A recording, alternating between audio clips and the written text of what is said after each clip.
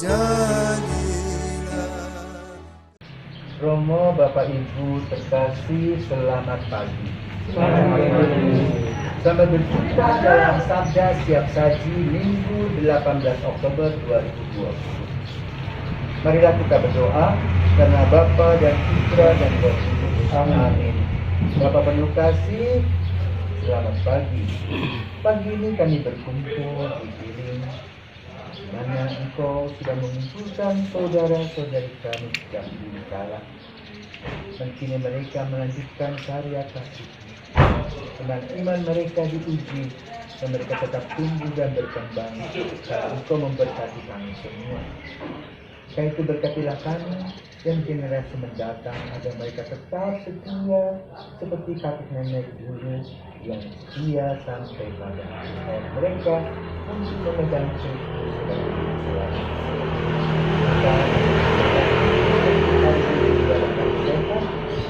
Dalam menghadapi COVID. Putramu dan pengacara kami kini dan sepanjang masa. Amin. Tuhan bersamamu dan bersamamu. Dan Injil Yesus Kristus menurut Matius.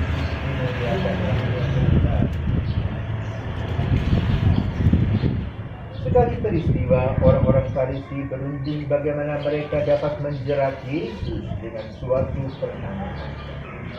Mereka menyuruh murid-murid mereka bersama orang-orang Herodian bertanya kepada Yesus, "Guru, kami tahu Engkau adalah seorang yang jujur dan dengan jujur mengajarkan jalan Allah, dan Engkau tidak takut kepada siapapun juga, sebab Engkau tidak mencari muka. Katakanlah kepada kami pendapat, bolehkah membayar pajak kepada kaisar atau tidak?" Tetapi Yesus mengetahui kejahatan hati mereka. Maka ia lalu berkata, "Mengapa kamu mencobai aku, hai orang-orang munafik? Tunjukkanlah kepadaku mata uang pajak itu." Mereka membawa 1 dinar kepada Yesus.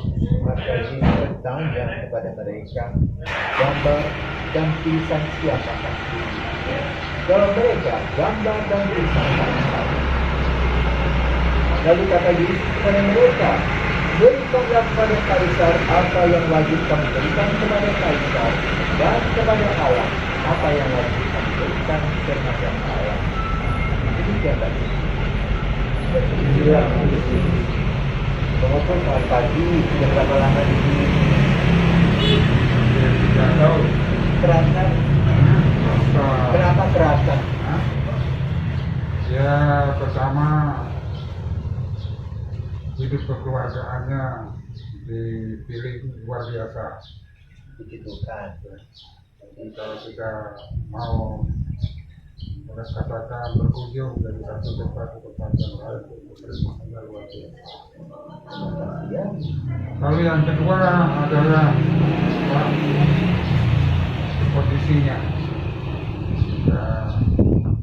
Tidak ingin prinsip ya, sudah boleh dikatakan senantiasa memberikan semangat atas pelayanan.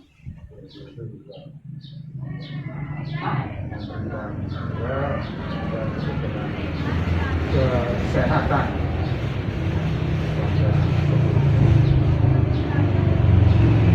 Lalu yang ketiga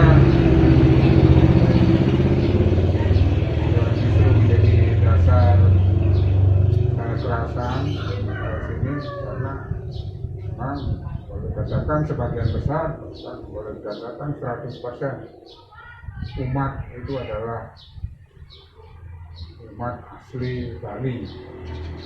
Itu sesuai dengan keadaan saya dalam Bali, sehingga dari pengalaman tahun 1985 banyak menimba kekuatan dari sini. Maka di masa dikatakan sudah berumur ini, ke masa pensiun, katakan juga mau tidak mau kita meminta kepada Bapak untuk boleh kembali ke bilik untuk menikmati suasana kekeluargaan. Jadi adalah budaya Bali yang luar biasa. Tapi dari itu ya, saya datang untuk menjadi semangat juga pelayanan saya. Nanti terasa Terima kasih Pak. Kan Bapak ada cucu ya.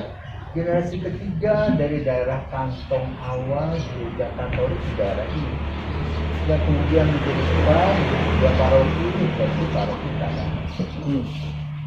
Bagaimana dulu masih kecil masih ingat nenek bapak kak Tadong mengajak Bapak untuk pergi ke gereja, berjumpa dengan pastor, banyak hal yang ditanamkan oleh mereka.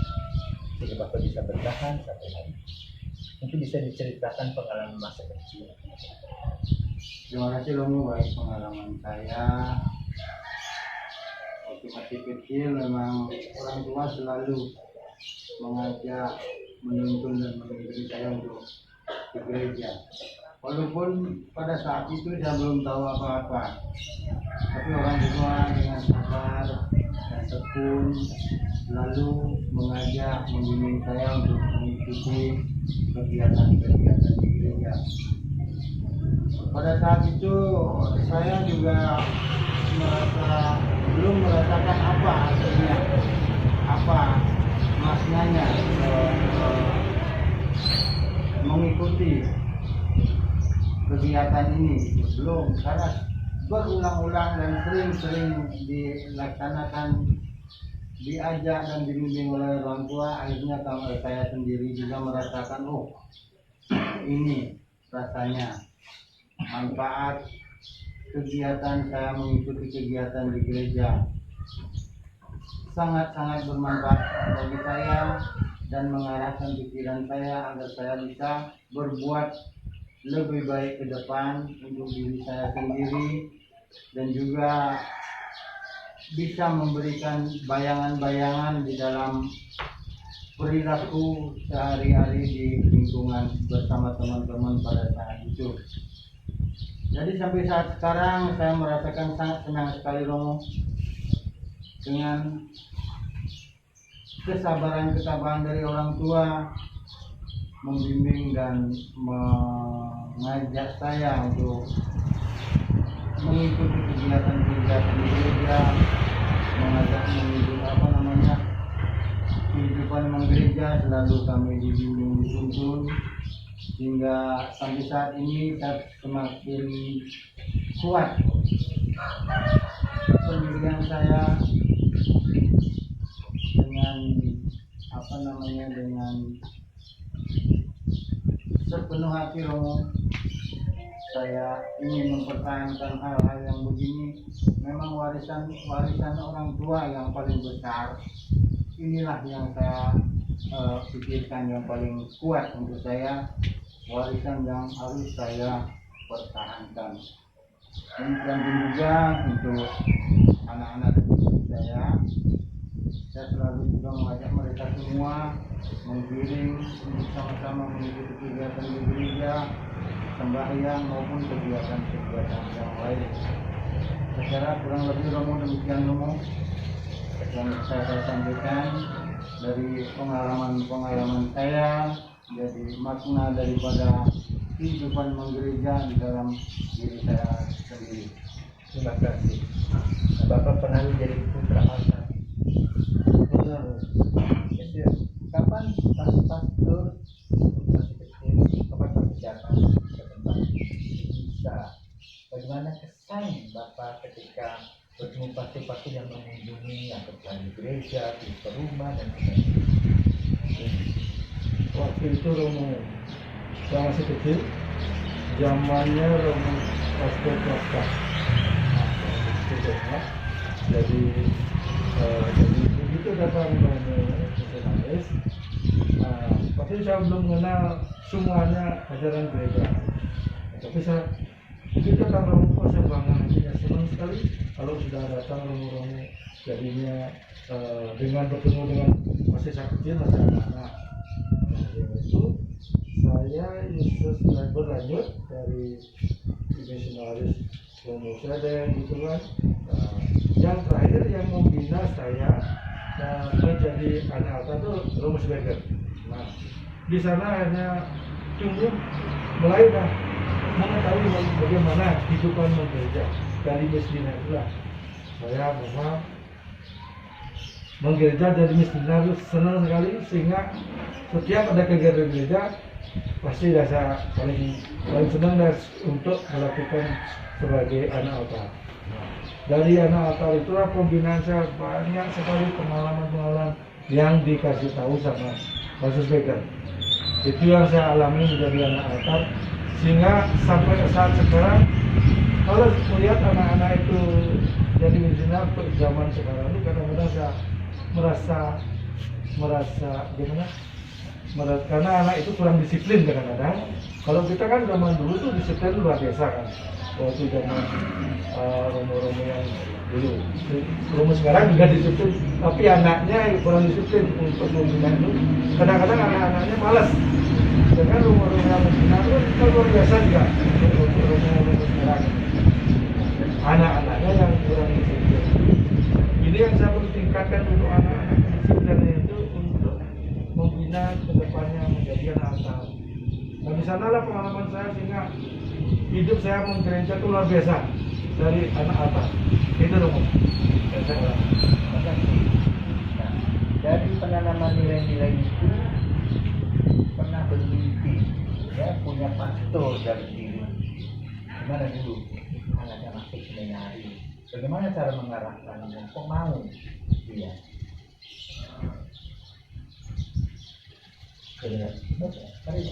Tarik. Pak Kris. Menurut saya dulu pernah saya bermimpi punya anak, rencananya mau jadi romo, tapi kedepannya kurang berkenan. Ya, sekarang pernah juga jadi ya juga Zina dari anak Allah juga. Menurut saya sangat senang sekali juga, tapi cara mengajar anak dari kecil sampai dewasa sangat pun juga harus menjadi anak Allah. Nah, Ibu punya saudari suster. Gimana waktu saudari menjadi suster, gimana rasanya? Mereka datang beribu ketika mereka tahu dan sebagainya. Saya merasakan senang sekali punya saudara jadi suster. Bahkan waktu kau di Semarang, saya juga mendampingi adik saya di sana. Saya merasa bangga sekali karena salah satu keluarga saya ada dipanggil Tuhan. Dan dulu pernah juga saya punya kakak Paulus Subakte, hampir jadi romo, tapi karena Tuhan berkehendak lain, akhirnya keluar dia sudah dari akhirnya keluar, dia ada panggilan dari Tuhan. Jadi sekarang saya punya adik tugas di Kalimantan. Saya sering rindu sekali untuk adik saya pulang berlibur, karena sekarang di masa pandemi seperti ini rencananya sih ada retret lagi. Saya minta kalau bisa biar dapat tugas retret di Bali saja, biar lebih dekat dengan keluarga, walaupun sebentar. Nah, walaupun tiap hari bisa video call, tapi masih kerinduannya masih ingin bertemu dengan adik. Gitu. Oke, Ibu. Waktu Suster Sivana ya, masuk biara, gimana pendapat Bapak sama ini? Memang Bapak sama Ibu ikhlas, dengan seikhlasnya dia mempersembahkan anaknya supaya menjadi tangan Tuhan gitu. Dia mempersembahkan, memang dia mempersembahkan anaknya supaya menjadi alat dari Tuhan. Dia merasa ikhlas sekali, merasa senang dia bahwa dia punya anak bisa menjadi dipanggil Tuhan menjadi alatnya. Dulu kamu pernah di seminari ya? Iya, Romo. Kok nggak lanjut? Kenapa? Ya itu mungkin karena usia masih muda Romo. Kebetulan waktu itu saya liburan kenaikan kelas, pulang ke kampung Piling ini. Nah sampai di sini saya bertemu sama teman-teman seusia saya yang pada waktu itu mereka bermain layang-layang dan lain sebagainya. Nah setelah selesai liburan saya balik ke asrama seminari. Masih ingat itu Romo, pengalaman liburan itu sama teman-teman. Jadi saya nggak betah lagi di asrama. Lalu apa mimpimu ke depan? Kamu dengan apa? Ya, anak saya 2 Romo. Yang satu sudah kelas 3 SMP, yang kedua masih kelas 3 SD. Nah, dari kedua anak saya itu, yang pertama setelah lulus SD, saya bujuk dia untuk masuk seminari, tetapi dia tidak mau. Nah, yang kedua, yang baru kelas 3 SD ini, dia bilang mau, mudah-mudahan bisa. Itu niatnya itu tetap dia pegang. Dan saya juga minta bantuan sama Romo dan Romoati supaya mendoakan supaya anak saya ini bisa lanjut masih. Romo pun bertugas mencari pengganti. Oke, baik. Tapi ini sudah terkasih, kita sudah mengungkapkan tentang apa yang digambarkan dalam itu berupa pajak. Pajak yang kita biasa tahu adalah dalam bentuk materi. Ya, kita punya, setiap orang punya pajak PBB terbangan, ya. Jadi uang diberikan untuk fasilitas umum dan dipakai bersama-sama. Jadi seperti kata tadi, gambar siapa? Kaisar. Apa yang menjadi hak Kaisar berikan kepada Kaisar. Apa yang menjadi hak Allah berikan kepada Allah. Dan kita sudah memberikan kepada Allah bahwa satu, kesetiaan dalam hati. Dua, hidup kita berusaha sebaik mungkin menjadi pengikut Yesus. Tiga, kita memiliki dan beriman bahwa penggembalaan itu berjalan terus. Maka ada usaha dari keluarga ingin mempersembahkan anak-anaknya ini bukan menjadi gembala. Yang keempat, kita bersyukur. Kenapa? Tuhan sudah memiliki. Karena kita tidak ingin memberikan yang terbaik kepada kita. Panjang kehidupan kita, panjang kita. Maka kita tetap setia bertahan. Kenapa? Tuhan senantiasa memberikan kepada kita. Dia tidak pernah meninggalkan kita sendiri. Tetap dia menaruh kepada kita cinta kasih. Dan kita membalas juga dalam pelaksanaan hidup sehari. Saling memahami, saling mengenal, saling membantu. Kita bekerja sama sehingga kalian Tuhan tetap ada dan kita alami bersama. Terima kasih kiranya yang bisa kita lakukan. Semoga Tuhan memberkati kita dan marilah kita berdoa. Bapa penuh kasih, semoga pertemuan kami ini menghasilkan buah kasih dan kesetiaan dalam panggilan kami masing-masing sesuai dengan kehendak. Ajarlah kami untuk tetap setia dan persiapkanlah kami sebagai kaum muda untuk melanjutkan karya-karya kami dan perkembangan